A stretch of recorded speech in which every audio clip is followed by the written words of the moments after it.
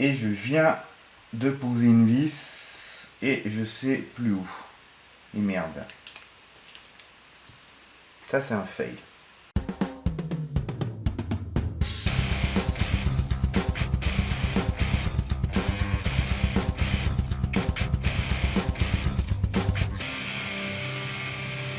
Salut tout le monde et bienvenue dans cette nouvelle vidéo. Aujourd'hui, deuxième vidéo consacrée à l'upgrade du Tabuk Sniper. On va s'attaquer au montage du MOSFET. Avant de commencer, je tiens à remercier le sponsor de la vidéo, à savoir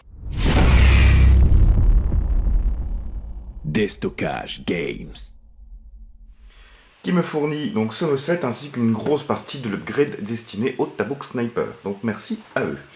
Je vais juste commencer à l'ouvrir pour voir un peu comment ça se comporte. C'est un MOSFET vraiment quasiment plug and play. En fait, il y a quasiment peu de choses à faire. C'est un MOSFET donc pour ce modèle non programmable qui apporte juste à peine plus de réactivité et vraiment de la régularité et la protection du circuit. Et pour un premier MOSFET, moi je trouvais ça amplement suffisant pour ce dont j'avais besoin. Donc là, clac.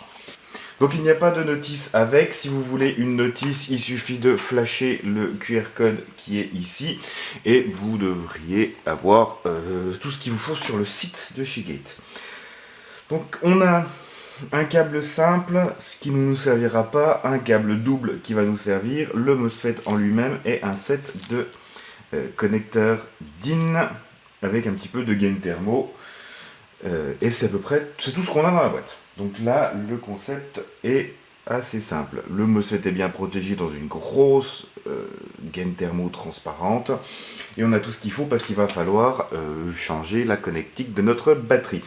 Ou faire un adaptateur, mais c'est dommage en fait de coller de la DIN derrière une Tamiya alors que la DIN est quand même vachement mieux. Donc le tout va être monté comme prévu à la base sur la Gearbox V3 ATM. Et on en profitera aussi pour faire le montage avec le moteur, le changement de ressort, tout le bazar qui va avec, mais ce qui nous intéresse pour le moment c'est le MOSFET. Alors l'avantage, si j'ai tout bien compris, en fait l'avantage de cette Gearbox, après je sais plus si toutes les V3 sont comme ça, c'est que il faut qu'on branche donc le câble double, celui-là, du MOSFET sur le positif et le négatif du contacteur ou du switch. L'avantage, c'est que là, ils sont à l'extérieur. Il y en a déjà un qui s'est barré en plus. Donc voilà, j'ai juste à nettoyer un petit coulet de pâte et à venir souder ce câble ici. Ensuite, ce qu'il faudra faire, c'est monter le moteur avec la cage moteur parce qu'il va falloir...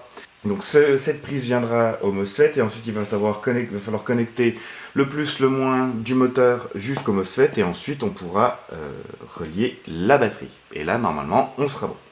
Donc il va nous falloir un fer à souder, il va nous falloir sûrement de l'étain que j'ai perdu. De l'étain, je prévois un petit peu de gaine thermo en rab parce que clairement ils en ont mis. Là, ils en ont mis, mais ils en ont vraiment pas mis chiasse au cas où. Peut-être un petit peu de scotch vinylique pour des fois protéger, isoler, enrouler un peu les câbles. Il va nous falloir un petit peu de câble pour relier après au moteur. Et puis toutes les pièces, moteur, cage moteur, pièces du sélecteur que je montrerai très certainement avec vous, histoire de tester que tout va bien. Mais pour le moment, le but ça va être de démonter ça correctement, de virer ça correctement et de ressouder le câble du MOSFET. Je fais chauffer le fer à souder et je vous reprends quand c'est bon. Ça c'est vraiment là, je sais pas si c'est l'ancien propriétaire qui avait fait un petit peu de la merde avec, mais ça tenait vraiment, le deuxième tenait vraiment par l'opération du Saint-Esprit. Ça pour pouvoir, tac, tac, voilà, virer, nettoyer les morceaux, tac, de câble qui restaient après, que ce soit propre et qu'on puisse faire une soudure de qualité. On est propre et du coup, on a nos pattes qui sont déjà très légèrement étamées. On va juste en rajouter à peine un petit chouïa, voilà, histoire de préparer bien la réception de notre fil. Voilà. Et le fait que ce soit bien nettoyé, bien soudé, me permettra de venir remettre un petit bout de gaine thermo. Donc je vais couper gentiment deux petits bouts tac de gaine thermo. tac, là, il n'y a pas de notion. Sur ce câble-là, il n'y a pas de notion en fait de plus et de moins. Donc, aucun souci là-dessus. On pense à les mettre avant de souder, hein. Le nombre de fois où j'ai fait une soudure comme ça, avec une prise à l'autre bout, et où j'ai oublié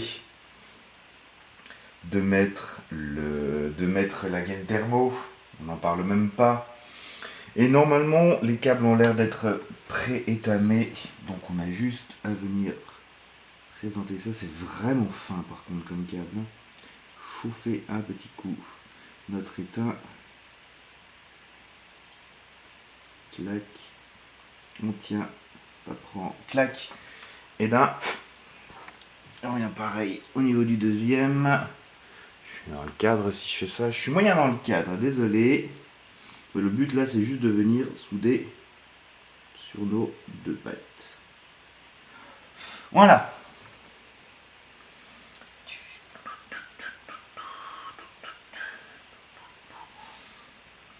Là, hop.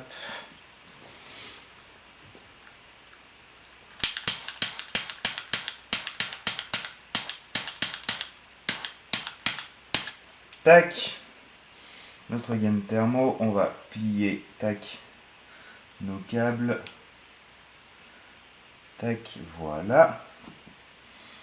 Normalement, là, on n'a aucun problème, tout tient bien. Étape suivante. Voilà, c'est bon. Alors, la cage moteur, j'ai installé le SHS iTorque, tac, dedans. Voilà, tac.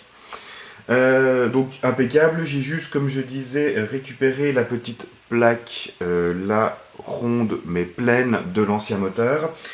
Le moteur, la cage moteur, elle est nickel, sauf, bon, il y a toutes les vis fournies, mais il n'y a pas la clé qui va avec, parce que ce sont des vis avec tête à laine, et il n'y a pas la vis de réglage du moteur. Donc ça, c'est pas grave, j'ai récupéré celle de l'ancien moteur, c'est une petite vis M4 sans tête, et hop, je l'ai ici. Normalement, elle devrait aller, tac, impeccable.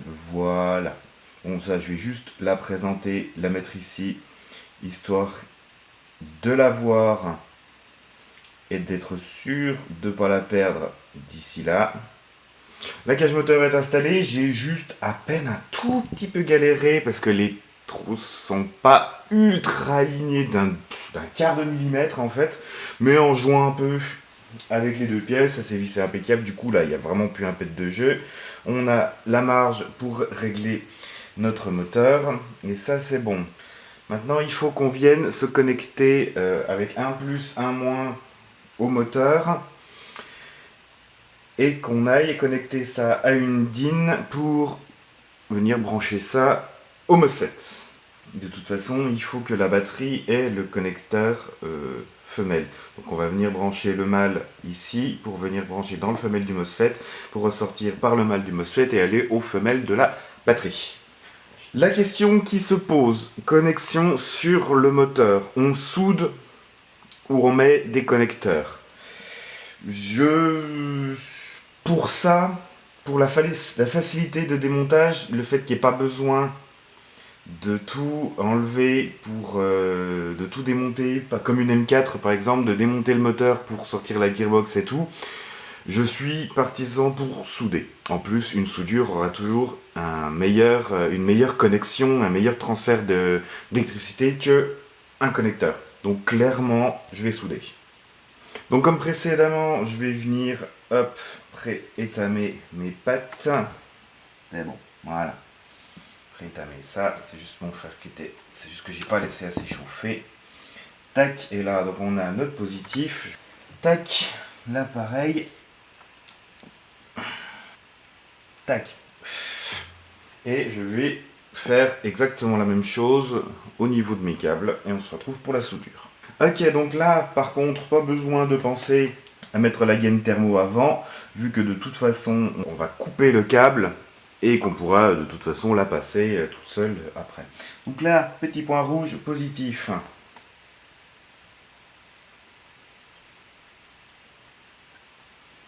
Voilà. Ça prend bien. Tac, et l'autre côté, si vous suivez bien. le négatif. On va chauffer un peu. Tac. Voilà. Il faut qu'on sache à peu près ce qu'il nous faut comme câble. Donc on va longer ici. De toute façon, ça va être un câblage arrière. Donc si on a ça de câble qui vient jusqu'au MOSFET, ça devrait être largement suffisant. Rien ne nous empêche de toute façon de recouper le câble après s'il faut. Tac, on va les séparer. On va pouvoir se mettre un petit peu de gain thermo. Donc là, par contre, on va la jouer. On va la jouer classe. On va mettre du noir sur le négatif et du rouge sur le positif.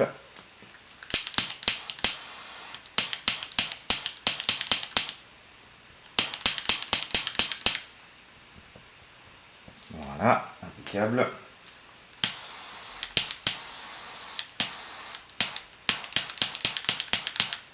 Voilà, c'est protégé. Nous disions qu'il va nous falloir les DIN. Tac. Alors, on disait que le mâle en sortie ici pour venir se brancher ici. Donc on marche comme ça. Le moteur va venir en sortie, tac, ici. Et la batterie va venir ici. Donc pareil, on est toujours sur le même principe. On va venir... je vais préparer mes câbles, donc étamer le bout des câbles, étamer la connectique et brancher. De toute façon, c'est simple. Ici, au niveau, il y a un plus. Donc on va venir brancher le plus ici, le moins ici. Pareil, on pense à mettre la gaine thermo avant cette fois. Et je vous retrouve déjà quand ça, c'est fait. Tac, on est bon. Donc là, je vais venir souder, clac, ma connectique sur mon câble.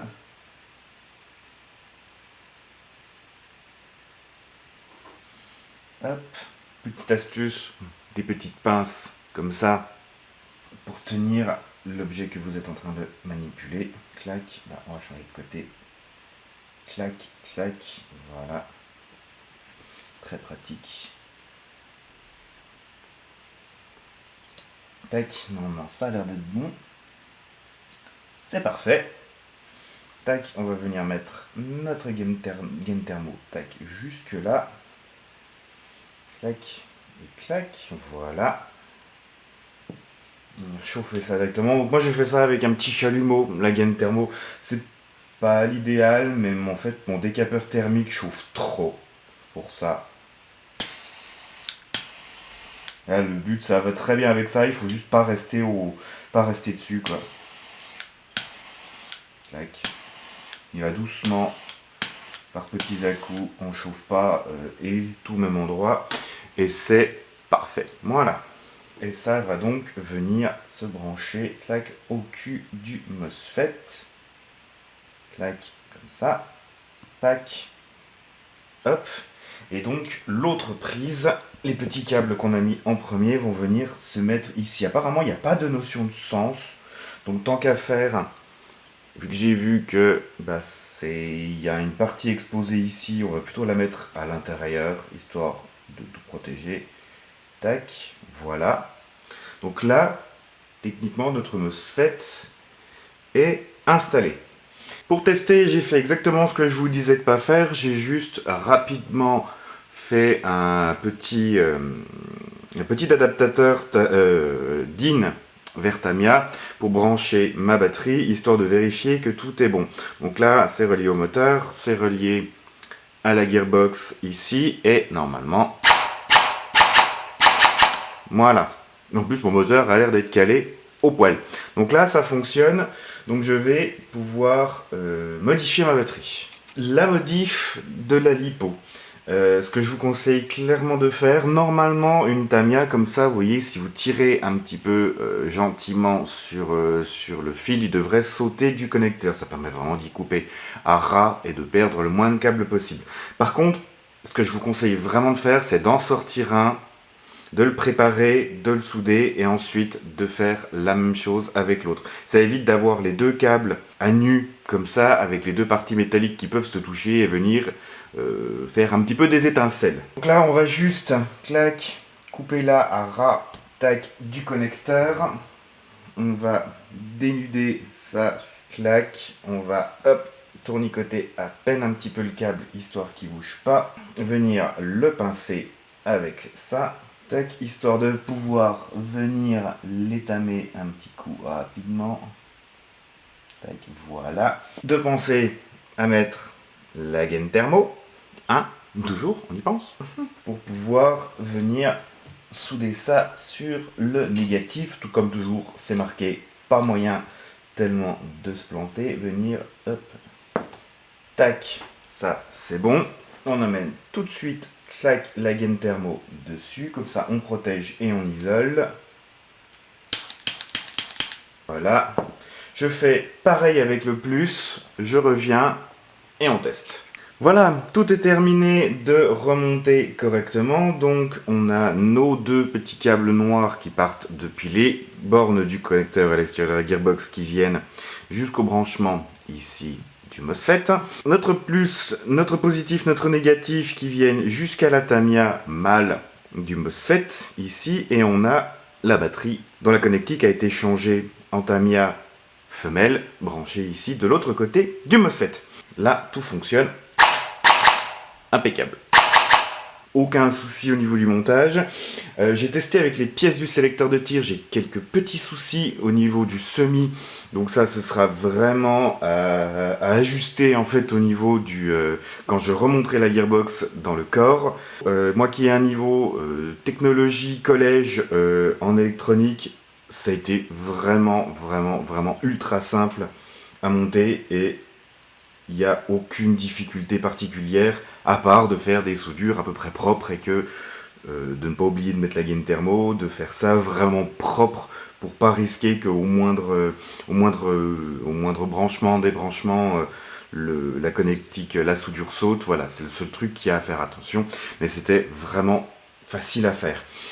Donc voilà, encore une fois, je remercie le sponsor de cette vidéo, à savoir Destockage Games.